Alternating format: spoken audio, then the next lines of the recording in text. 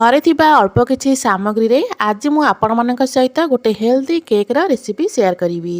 आज आमे गोटे कप अटा ता सहित गोटे कप गाजर देई सुपर टेस्टी स्पंजी केक बनेबा। देखिबा पई जेतिकी सुंदर लागुची खाइबा पई सेतिकी स्वादिया। पिला मानकू जदि आपण माने एई केक घरे बनेई देबे पिला माने मार्केट रू केक खाइबा भूली जिबे।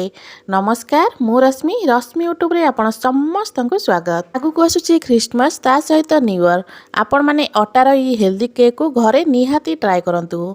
आशा करुची आपण मानकू आजिर एई रेसिपी निश्चय पसंद आसीबो। जदि आपण मानकू आजिर रेसिपी भल लागे वीडियो को लाइक करिवे शेयर करिवे चैनल रे नुवा थिले सब्सक्राइब निश्चय करनेबे। फेसबुक पेज रे देखुथिले फॉलो तो निहाती करिवे। वीडियो को शेष पर्यंत देखिबा पई अनुरोध। एबे चलंतु स्टार्ट करिबा आजिर रेसिपी।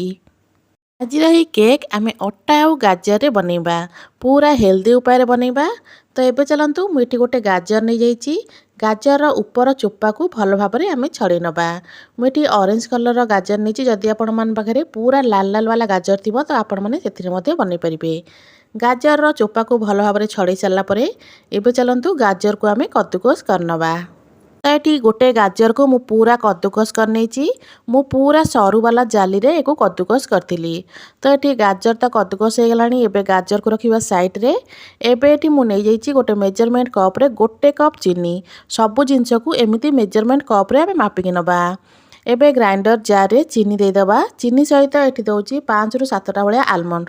आलमंड एठी चीनी दे देले कोन हो ना भल भाबरे टिके पेसी हे जिवो। तो एठी आलमंड 5-7 दे देछि। अल्प दे दबा एठी गुजराती। बे चीनी रो गोटे फाइन पाउडर आमे बनै नबा। तो एठी देखि परथिबे चीनी को मु पूरा भल भाबरे पाउडर बनै नेछि। एबे चलंतु ए चीनी रो पाउडर को रखिबा साइड रे। तो एबे चलंतु आमे केक रा बैटर को प्रस्तुत करिबा। बैटर बनेया पई एठी गोटे बड़ बाउल नै जाइछि। एई बाउल ने ही आमे आज बैटर बनेबा। तो ये प्रथमे गोटे मेजरमेंट कप रे हाफ कप देथिली तेल। मुझे रिफाइन तेल नहीं आपण मैंने चाहिए ये बटर मध्य नहीं पारे। जो मेजरमेंट कप रे तेल नहीं से कप रे मापिकिना गोटे कप देदबा क्षीर। यही क्षीरटा नख उषुम थिला ना ही बेसी ठंडा थिला ना ही बेसी गरम थिला। अल्प ये दबा भिनेगार गोटे चामच एठी भिनेगार देथिली। एबे भिनेगार दे सारा परे एबे आमे भल भाव रे फेंटी दबा। आपण माने चाहिए भिनेगार जगार एठी लेंबूर रस मध्य दे परिबे। लेंबू रस देले टिके खट्टालिया आसीबो किंतु भिनेगार रो किछि भी टेस्ट न थाए। आपण माने भिनेगार दबा को चेष्टा करिवे। तो एबे आको मु भल भाव रे गोळै नेछि। जो मेजरमेंट कप रे आमे चीनी नेथिले सेही कप रे मापिकी एठी गोटे कप दे दबा अटा। अटा को मु आगुरु भल भाव रे टिके चलै नेथिली। गोटे कप अटा सहित 2 चम्मच दे दोछि मिल्क पाउडर। ता सहित गोटे चम्मच दबा वैनिला एसेंस। मिल्क पाउडर देले कोन हबना केक आमे अटारे बनाऊे जेहेतु अटारे केक बनाऊे तो सीटा अटा अटा परिका लगभग जदि आपण मैंने मिल्क पाउडर अल्प आड करेंगे। तो एबे चलतु आपको भलसे आम टे गोल नवा। कईदार तो आपण मैंने बहुत थर केक बनई थे अटार ये केक को घरे निहाती ट्राए करूँ। तो एबे मुझे भल भाव में गोल नहीं बैटर कंसिस्टेंसी देखिपे बहुत गाढ़ा अच्छी। यही जगह आम अल्प क्षीर आड करवा कारण आमको एत गाढ़ा बैटर दरकार नहीं। तो यही जगह चलतु अल्प क्षीर दबा। क्षीर को अल्प अल्प करदेवे एका संगे बहुत सारा क्षीर मध्य देवेनि। तो ये मुझे अल्प 1 ରୁ 2 चम्मच भाया क्षीर ये दे दूची। क्षीर दे सारापर पुणी आम भलसे टिके गोल नवा।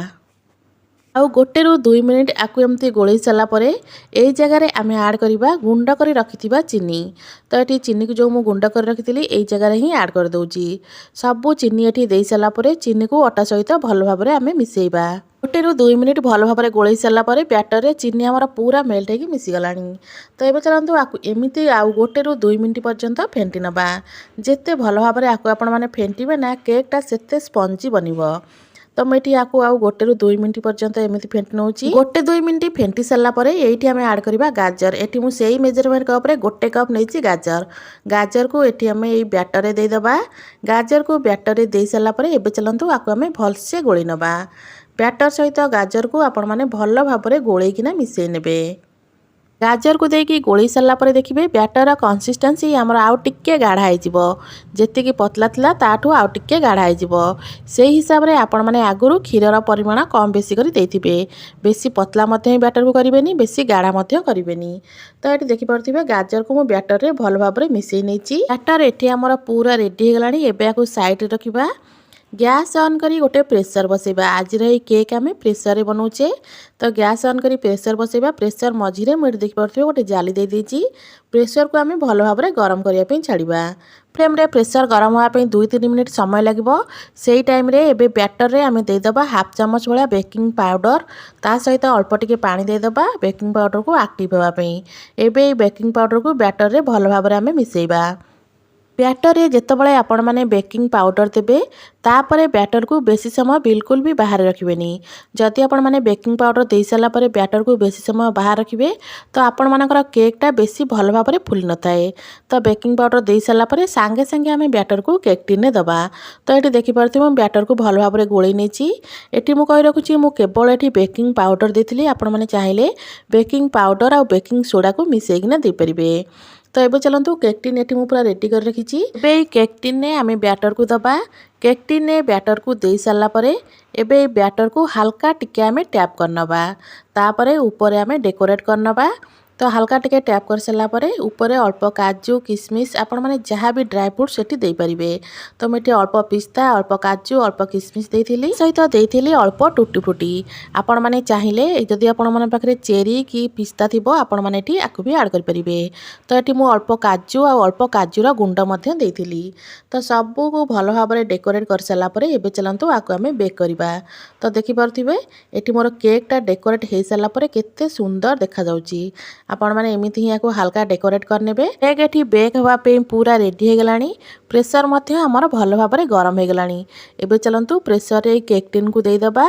केक टिन को दे सारापर एबे आपको आम कवर करदेबा। प्रेसर हुइसिल आ रबर बाहर करी तापर ताको आपण माने कवर करेंगे। तो ये मुझे प्रेसर हुइसिल आ रबर काढ़ी नहीं। एबे आपको आम कवर करके पाखापाखि 30 ରୁ 40 मिनिट पर्यंत छाड़ा। 30 ରୁ 40 मिनिट पर प्रथम आम चेक करवा आमर केक भल भाव में होइछि कि नहीं। तो ये मुझे पाखापाखि 40 मिनिट पर एबे चलतु चेक करनबा। तो ये देखिपे केकटा केते सुंदर देखा। एबे चलतु गोटे छुरी साहाय्य कि स्पून साहाय्य आम चेक करवा आमर केक ये भल भाव में होइछि कि नहीं। एमती तो हाथ लगे लगुच भल भाव में होगला भाया किंतु प्रथम चलतु ये गोटे छुरी साहाय्य मुझे चेक कर नौची। पूरा सेंटर रे छुरी देती। एबे देखंतु ए छुरी रे हमर हल्का बैटर आसुची। ता माने केक एटी हेई आसलानी किंतु आउ अल्प समय हेई गले पूरा भल भाव रे हबो। तो एटी पूरा भल भाव रे केक हमर हेइनी। तो एबे चलंतु आको पुणी कवर करदबा। कवर करके आउ 15 मिनिट पे छाड़ीबा। 15 मिनिट पर एबे चलंतु सेम प्रोसेस रे हमें चेक करनबा। तो एटी मु पुणी थरे छुरी देकी देखि दउची भल भाव रे केक हमर हेलानी कि नहीं। तो छुरी साहाय्य रे एबे चलंतु चेक करनबा। तो ये देखो छुरी आमर पूरा क्लीन आसुची। तो केक ये आमर पूरा रेडी हो गला। एबे केक को पाखापाखि 15 ରୁ 20 मिनिट एमती छाड़ीदबा ठंडा होगापी। ठंडा हो सारापर आम गोटे प्लेट को काढ़ा। 15 ରୁ 20 मिनिट पर केक पूरा ठंडा हो गला। केक रो चारि साइड को आम एमती छुरी साहाय्य भल भाव में केक टिन छड़े नबा। तापर गोटे जगह को आपको आम पलटई दबा। केकटा बहुत बढ़िया भाव में बाहर जीव। चारि साइड को छुरी रे भल भाव में छड़े सारापर एबे केक टिन उपर गोटे प्लेट रखी नबा। ताको आम आरपट को पलटई दबा। तो ये देखो गोटे प्लेट रखी दउची ताको एमती आरपट को पलटई नबा। पलटई सारापर ऊपर एमती हाथ में हल्का हल्का टैप करनबा। केकटा बहुत बढ़िया भाव में बाहर जीव। तो ये देखिपे केक पूरा सुंदर से बाहरी गला। आमर देखिए ना केते सुंदर देखा केकटा। देखिए जेतिकी सुंदर लगुच ना खावाई से स्वादिया। आपण मैंने थरे केक निहाती ट्राए करंतु। आशा करछि आपण मानकु आज केक रेसिपी निश्चय पसंद आसथिबो। पुणी आसीबी गोटे नुआ रेसिपी नहीं से पर्यंत रहउछि। नमस्कार, जय जगन्नाथ।